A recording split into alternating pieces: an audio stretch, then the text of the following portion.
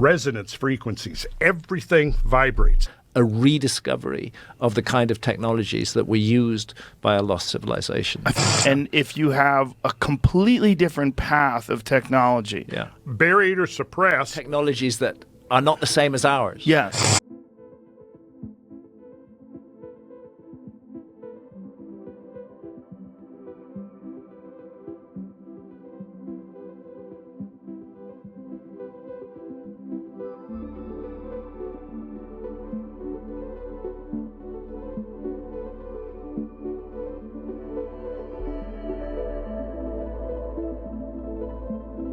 Now, the Great Pyramid of Giza is probably the most stunning of all these ancient structures.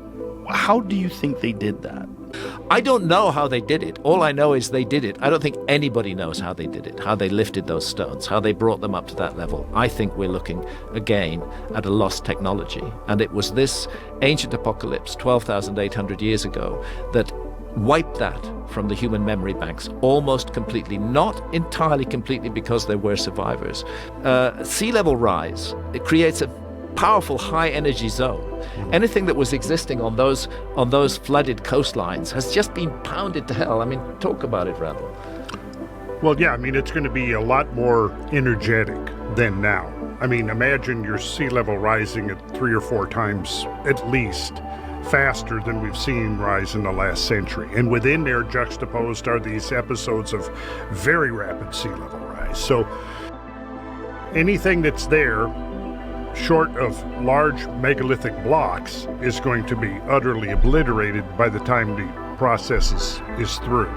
And I think that this is one of the things that, you know, the archaeologists and the prehistorians, people are looking at that, have failed to take into account the severity of these events we're talking about. Because the question always is, where are the artifacts? Where's the pottery? Where is the evidence that this civilization existed? And I have 2 responses to that. One, you don't realize the extent of the total remodeling of this planetary surface that took place. Once you begin to wrap your head around it, you go, really? You know, it's like, imagine that you drop an atomic bomb on a city and it completely obliterates it. And then a short while later, you drop another one on the same place. What's going to be left? And then 10,000 years, 20,000 years goes by. What are you going to find? What are you going to look for? You know, it's going to be just rubble that gets reincorporated just into the geological stratum, and it's going to be very difficult to differentiate, for example, from what's called a conglomeratic rock, which is basically we have just a huge jumble of broken rock cemented together. Right? Now within there could be all kinds of stuff that's not even recognized as being artificial in the sense that humans had anything to do with it. If we're only looking for a mere reflection of ourselves, we could overlook it completely, because I think there's evidence that exists now. I mean, some modern researchers whose work has been buried or suppressed, I think we're getting very close to rediscovering some of the things that our ancient ancestors were up to. But what kind of technologies are you talking about?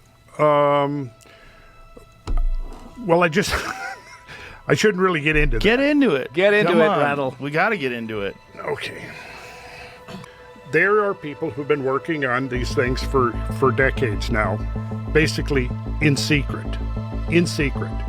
And I've had the privilege of talking to some of these people over the last 6 or 7 years. And right now, as we're speaking, there's a group of people who are basically going to open source a whole lot of stuff in the next 3 months, so it can never get suppressed again.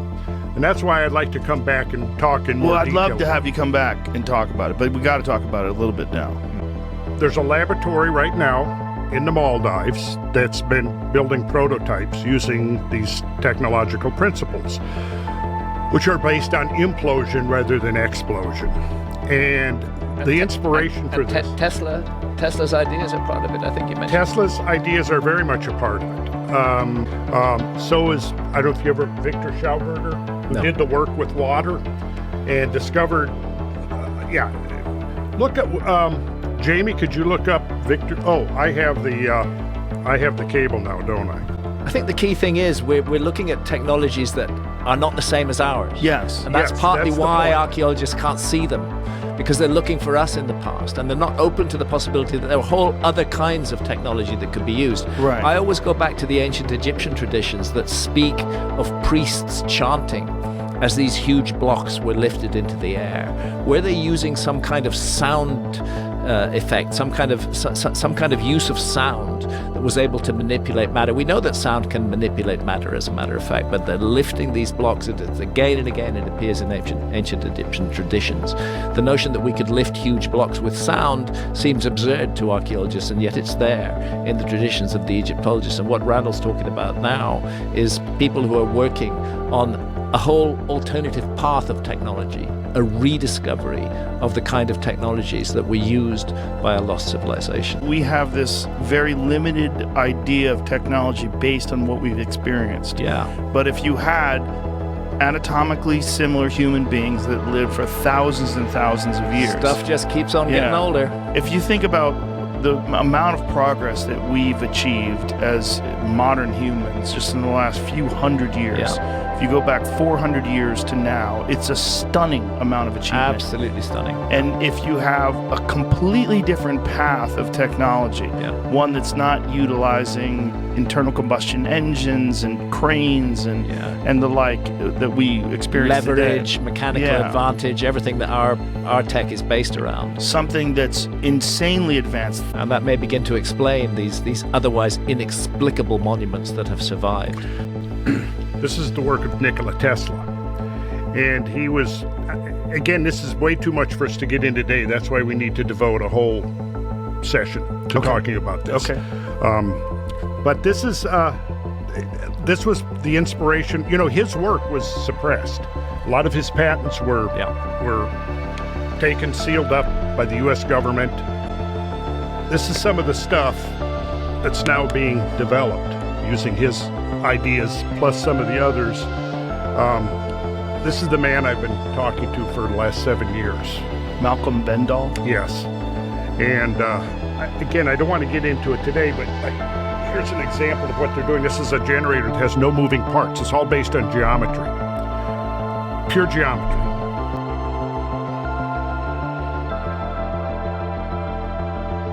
Resonance frequencies, everything vibrates. Have you ever, like if we had an electric razor, we plugged it in, turned it on, set it on this table, it's going to move around, isn't it? You ever seen that? Yeah. Everything vibrates at a frequency, and if you know that frequency, you can control things.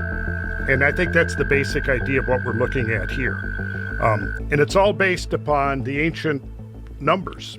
I was recently contacted and given the go-ahead that I could talk. I've been sitting on this for 7 years without talking about it because they asked me not to talk about it until they had their patents in place and their licensing. I mean, would it be fair to say that there's an element of a rediscovery of a lost technology from the past? I think it would be fair to say that, yes.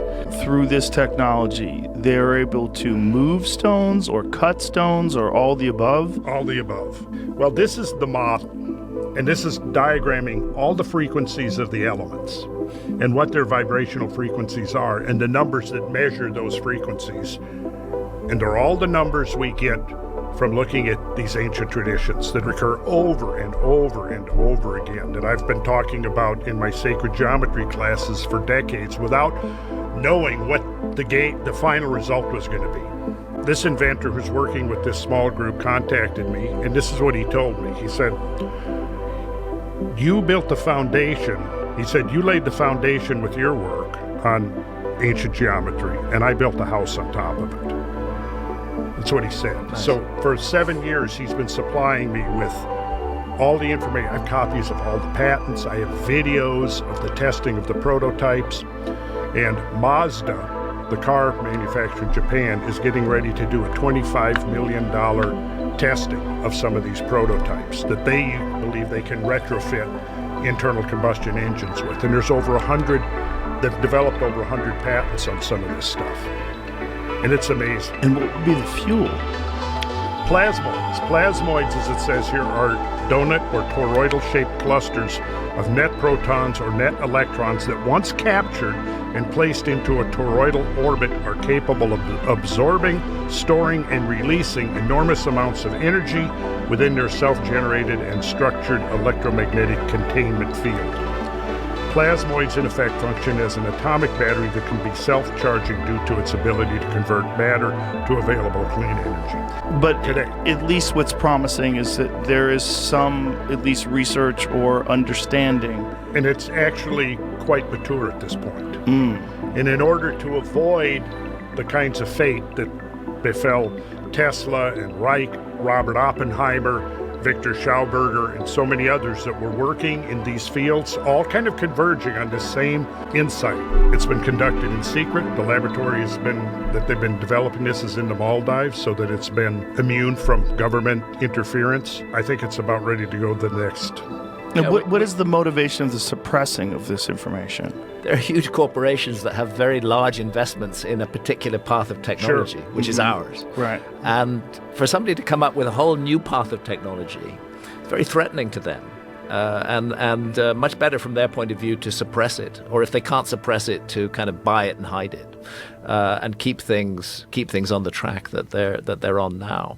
Consider the massive change that nuclear power provided us. Whereas before the 1940s, this was unheard of. Yeah. This even the concept of it. And all of a sudden, now we have nuclear power, nuclear weapons, the most profound power known to man currently. God help us, it's a power for use by adults, but unfortunately, it's delinquent children who are leading our world right now. The leaders of our planet, the politicians out there, they're just complete assholes. I can't think of any of them who I feel any respect for whatsoever. And it's they who are in charge of this frightening, terrifying technology. We just aren't mature enough to manage technology like that. You have to get that level of maturity.